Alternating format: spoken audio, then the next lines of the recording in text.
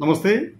నా పేరు Krishnamraju VVR, president Andhra Pradesh editors association. ఈరోజు అంటే జూన్ 22వ తేదీ 2024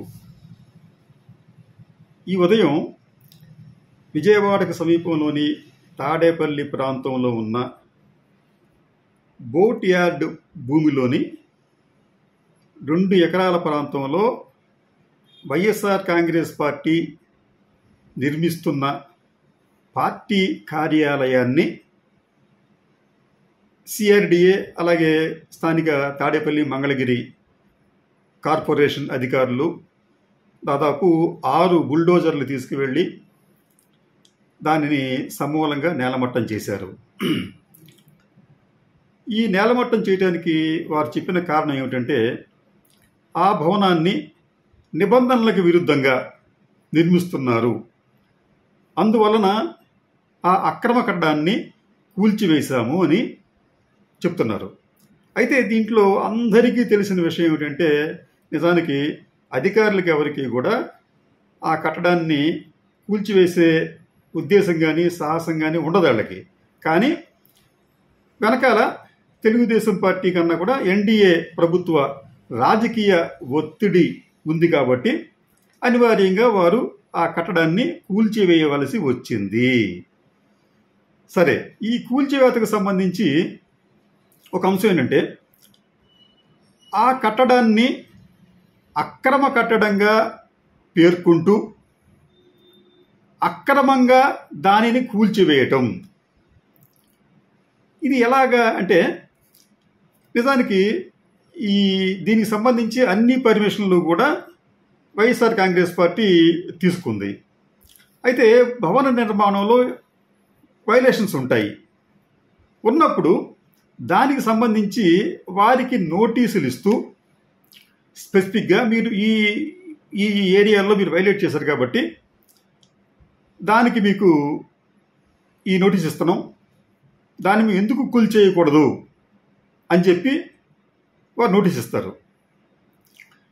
ఇచ్చినప్పుడు దానికి రిప్లై ఇవ్వటానికి తగినంత వ్యవధిని ఈ సిఆర్డిఏ అలాగే తాడేపల్లి మంగళగిరి నగర కార్పొరేషన్ కూడా ఆ పార్టీ నిర్వాహకులకు ఇవ్వాలి.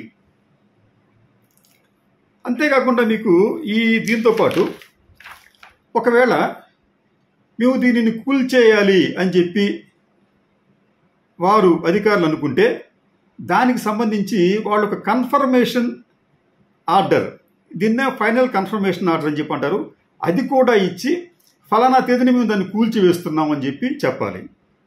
అయితే ఈ కూల్చివేతకు లేకపోతే ఈ నోటీస్ ఇచ్చిన తర్వాత ఆ రాజకీయ పార్టీకి కావచ్చు, ఎవరైనా కావచ్చు, వారు వివరణ ఇవ్వటానికి వారికి సముచిత సమయం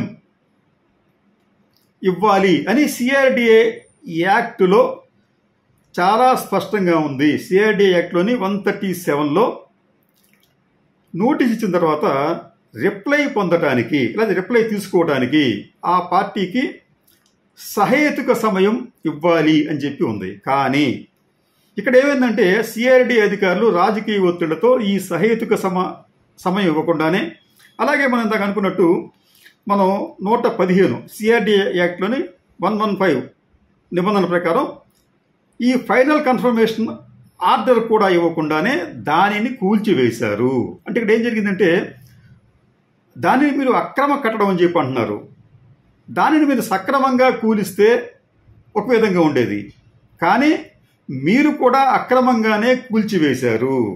దీనిని ఎట్లాగా మనం మద్దతు ఇవ్వగలం? రెండోది, సుప్రీంకోర్టు మీకు 2022 జూన్ 7వ తేదీన UP government versus Jamaat-e-Islami ఈ 2 పార్టీలకు సంబంధించిన ఒక కేసులో సుప్రీంకోర్టు చాలా స్పష్టంగా ఏం చెప్పిందంటే, యూపీ గవర్నమెంట్కి, మీరు డిమోలేషన్ చేయాలనుకుంటే అది మీరు నిబంధనల ప్రకారం చేయాలి, అంతే తప్ప కక్షగట్టి ఒక వర్గాన్ని టార్గెట్ చేస్తున్నట్లుగా చెయ్యకూడదు. అలా చేస్తే వారికి మీకు కూడా తేడా ఉండదు అని చాలా స్పష్టంగా చెప్పింది. నిజానికి ఆ సుప్రీంకోర్టు ఏం చెప్పిందో ఈరోజు ఆంధ్రప్రదేశ్లో కూడా అదే జరిగింది. ఒక వర్గం కాదు, ఇక్కడ ఒక రాజకీయ పార్టీని తెలుగుదేశం పార్టీ టార్గెట్గా చేస్తూ దీనిని కూల్చింది. అంటే సుప్రీంకోర్టు చేసిన వ్యాఖ్యలకు భిన్నంగానే ఇక్కడ సిఆర్డీఏ అధికారులు, అలాగే మంగళగిరి తాడేపల్లి కార్పొరేషన్ అధికారులు, ఎన్డీఏ ప్రభుత్వ అధికారులు కూడా వ్యవహరించారు. కాబట్టి దీనిని ఖచ్చితంగా మనం తప్పు పట్టవలసిందే. అయితే దీనికి సంబంధించి మరికొద్దిగా మనం విశ్లేషణ చేస్తే దీనికి సంబంధించి వైసీపీ పార్టీ నిర్వాహకులు హైకోర్టుకు వెళ్ళి హైకోర్టు నుంచి కొన్ని ఆదేశాలు తెచ్చుకున్నారు. హైకోర్టు కొన్ని ఆదేశాలు ఇచ్చింది, మీరు దీనిని చట్టబద్ధంగానే వ్యవహరించండి, చట్టానికి అతీతంగా వ్యవహరించదని చెప్పినప్పటికీ కూడా ఈ అధికారులు సిఆర్డీఏ అలాగే మున్సిపల్ యాక్టుల్ని ఉల్లంఘించి దానిని ఆ పార్టీ భవనాన్ని నేలమట్టం చేశారు. సరే, కొంతమంది మేధావులు, వీరిలో ప్రధానంగా కుహనా మేధావులు కావచ్చు, లేకపోతే ఒక పక్షానికి పూర్తిగా వాలిపోయి వారికి అనుకూలంగా ఉండేవారు కావచ్చు, వారేమంటారంటే టిట్ ఫర్ టాట్, గతంలో చంద్రబాబు నాయుడు గారికి నివాసానికి ఎదురుగా ఉన్న ప్రజావేదికను కూల్చేశారు కదా, అప్పుడు లేదా అని చెప్పంటారు. నిజానికి ప్రజావేదికకు దీనికి సంబంధం లేదు. ఎందుకు లేదంటే అసలు ఆ ప్రజావేదికను నిర్మించిన ప్రాంతమే అది నదీ తీరంలో ఉంటుంది, నదీ తీరానికి అనుబంధంగా ఉన్న ప్రాంతం అది. అక్కడ నిర్మించిన చంద్రబాబు నాయుడు గారి ప్రస్తుత నివాసం ఉంటున్న దానిని కూడా అక్రమంగా నిర్మించిన నిర్మాణమే. దానికి అనుబంధంగా కరకట్టకి యువతల, ఈ కరకట్టకి యువతల అనుకొని ఈ ప్రజావేదిక నిర్మించారు, దానిని కూడా అక్రమంగా నిర్మించారు. విచిత్రం ఏంటంటే ఈ కరకట్టకు పక్కన నిర్మించిన ఈ ప్రజావేదికకు అసలు ఎటువంటి అనుమతి లేదు. ఇక్కడికి వచ్చేప్పుడు మీకు తాడేపల్లిలో వైసీపీ పార్టీ వాళ్ళు పార్టీ కార్యాలయ నిర్మాణానికి అనుమతి తీసుకున్నారు, కానీ మీకు అక్కడ ప్రజావేదికకు ఎటువంటి అనుమతి లేదు. రెండోది, ఈ ప్రజావేదికను నిర్మించిన ప్రదేశం, అలాగే పక్కనే ఉన్న చంద్రబాబు నాయుడు గారి ఇల్లు, ఈ రెండూ కూడా ఇల్లీగల్గా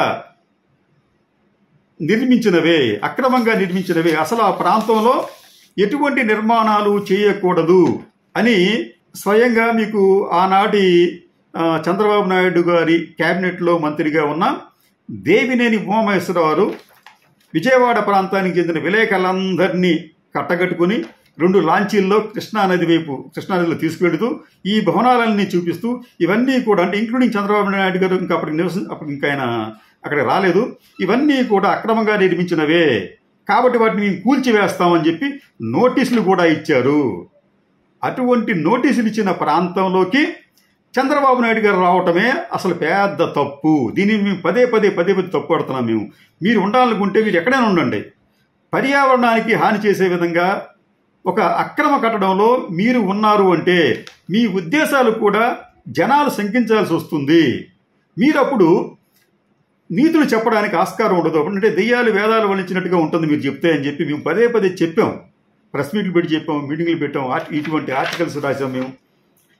ఇవన్నీ చెప్పినప్పుడు కూడా మాదంతా కూడా ఒక అరణ్య రోదన. అంటే ఎవరో వినిపించుకోరు సహజంగా, ఎందుకంటే వారు పెద్దవారు, ఆర్థికంగా బలంగా ఉన్నవాళ్ళు, వాళ్ళ వాయిస్ స్ట్రాంగ్గా ఉంటుంది. వాళ్ళ వాయిస్ని సపోర్ట్ చేసే ఈ వందిమాగదులు అసంఖ్యాకంగా ఉంటారు. కాబట్టి మనం తప్పు అని చెప్పినప్పటికి కూడా దాన్ని ఎవరు పట్టించుకోరు. ఇలాగా చంద్రబాబు నాయుడు గారు ఇటువంటి అక్రమ కట్టడంలో ఉంటున్నారు అనే విషయాన్ని ఆనాటి ఇరిగేషన్ శాఖ మంత్రి దేవినేని ఉమామహేశ్వరరావు గారు చెప్పారు. నిజానికి ఆ అక్రమ కట్టడాన్ని కూడా తొలగించాలి. కానీ జగన్మోహన్ రెడ్డి ప్రభుత్వం ఏం చేసిందంటే ఈ ప్రజావేదికను మాత్రమే కూల్చి ఈ అవశేషాలను అక్కడ వదిలేసింది. అంటే ఇది వీళ్ళకి నిజంగా చెప్పాలంటే వైసీపీ ప్రభుత్వంలోని కొంతమంది పెద్దలు కూడా చాలా కొన్ని విషయాల్లో తెంగర పనులు చేశారు. దానిని తొలగించినప్పుడు నోటీసు, అక్రమంగా కట్టినప్పటికి కూడా నోటీసు ఇవ్వాలి. ఇచ్చి దానిని తొలగించి అక్కడున్న ఈ అవశేషాలు ఏవైతే ఉన్నాయో వాటిని తొలగిస్తే బాగుండేది.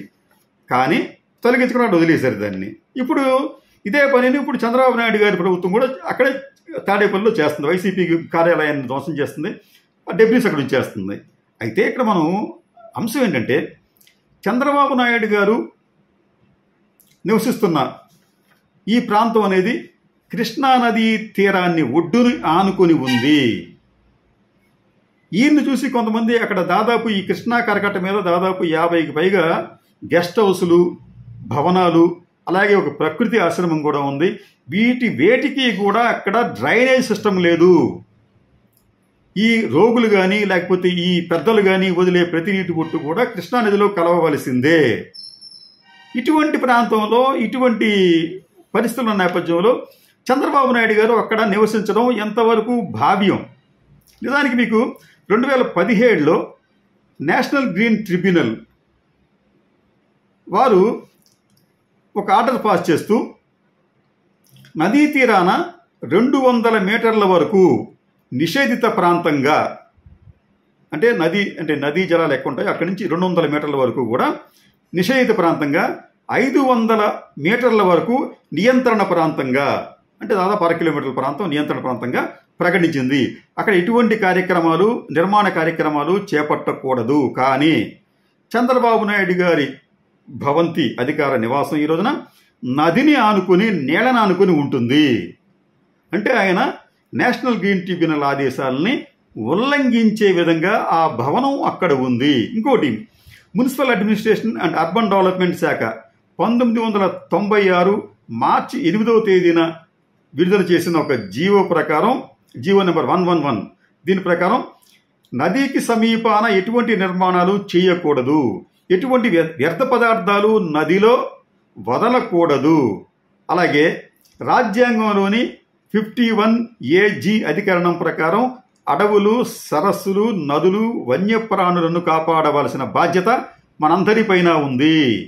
చంద్రబాబు నాయుడు గారి కుటుంబం పైన కూడా ఉంది. కానీ చంద్రబాబు నాయుడు గారు నదికి హారతలు ఇస్తారు, అమరావతిలో అక్కడ మట్టికి సాష్టాంగ ప్రమాణం చేస్తారు.